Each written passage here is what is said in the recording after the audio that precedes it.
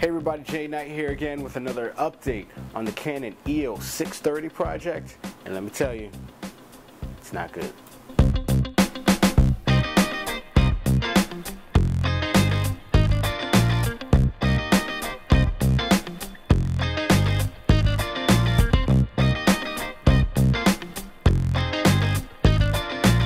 The camera is no longer working like it's supposed to.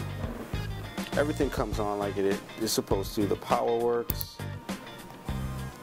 In manual mode, it'll go through shutter speed all the way up to 2000 and down to bulb.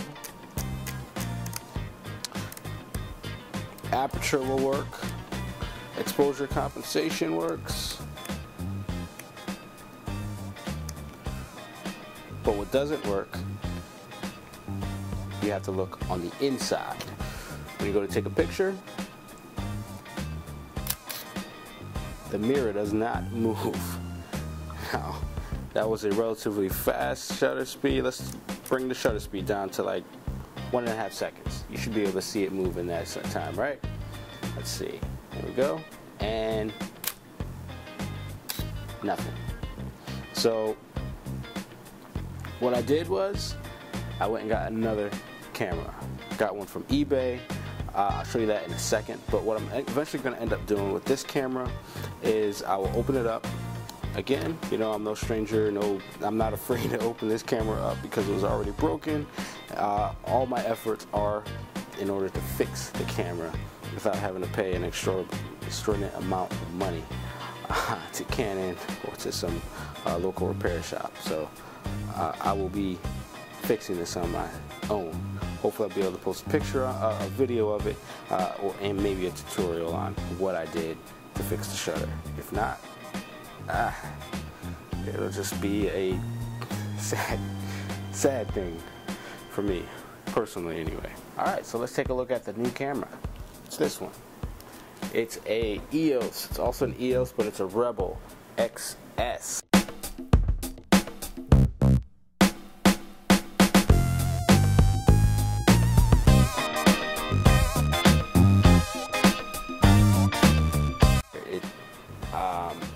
Does all the functions of the other camera, of my 630, except for the dial is a little bit different. It's a little more consumer based. I think this is more consumer oriented.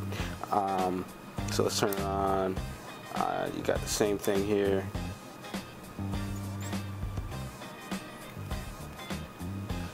So an autofocus.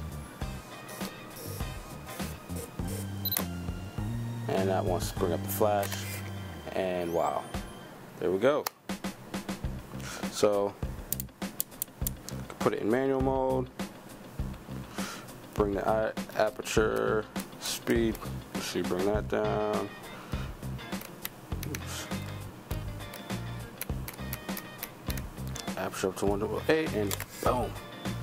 So this camera is a lot smaller than the other camera. Just for comparison, so here's a Rebel SX sitting right next to the SX20 and the EOS 630. You can see the similar size between these two. Let's back this up a little bit so you can see it. You can see the similar size between these two cameras right here. I'll look at these two, the PowerShot and the SX20. Canon is huge compared to the EOS, is huge compared to the SX. It's definitely, the grip on this is smaller than this. This one I definitely fills up my whole hand. This one definitely does not. Like my pinky's down there playing with nothing.